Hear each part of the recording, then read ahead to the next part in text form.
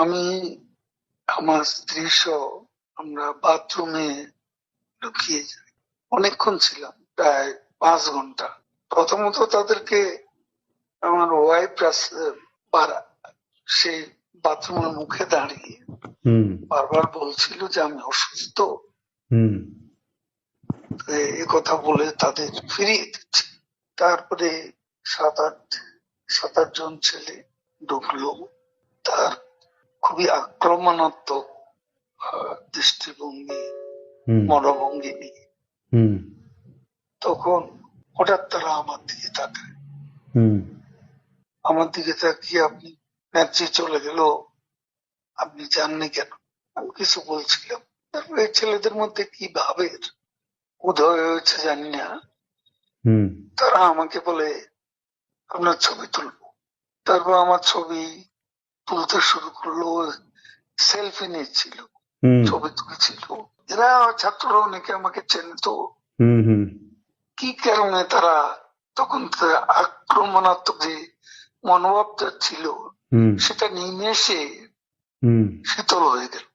এরা ঠান্ডা মেজাজে তখন কথা বলছিল। এদের মধ্যে আবার এক পর্যায়ে একটা গ্রুপ, তারা চেয়েছিল আমাকে রাস্তায় সেনাবাহিনী হাতে তুলে দিতে। কেউ কেউ আবার এটাও চেয়েছিল যে জনতার হাতে তুলে দিতে। এটা অবশ্যই তখন একটা মানসিক ভাবে ভেতরে ভেতরে ভেঙে পড়েছিল।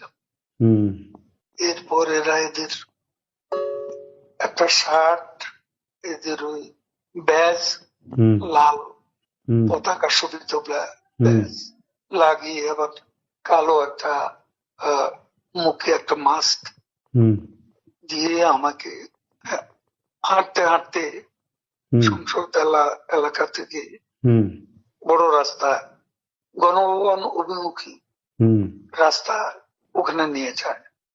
ওখানে নিয়ে হঠাৎ করে কোত্থেকে একটা ট্যাক্সি আসে, একটা ইজি বাইক। সেটা খালি ছিল, ওখানে কোনো গাড়ি ঘোড়া কিছু ছিল না। ওটা হঠাৎ করে কেন যেন এসে পড়ল, হয়তো আমার ভাগ্য। এরা দুজনে আমাকে নিয়ে, আমার ওয়াইফকে নিয়ে ওটাতে উঠলো আর বলতে লাগলো, ওতে তো অসংখ্য মানুষ, চেক আপ সব জায়গায়। এরা বলতে লাগলো যে আমাদের চাচা চাচি অসুস্থ, হাসপাতালে নিচ্ছি, ডিস্টার্ব করবে না। এই করে করে নিয়ে গেল একটা অনেক দূরে একটা জায়গা। তো এটা হলো, ভাবতেও পারেনি ওরা যখন বাথরুমে ঢুকলো যে বেঁচে থাকে।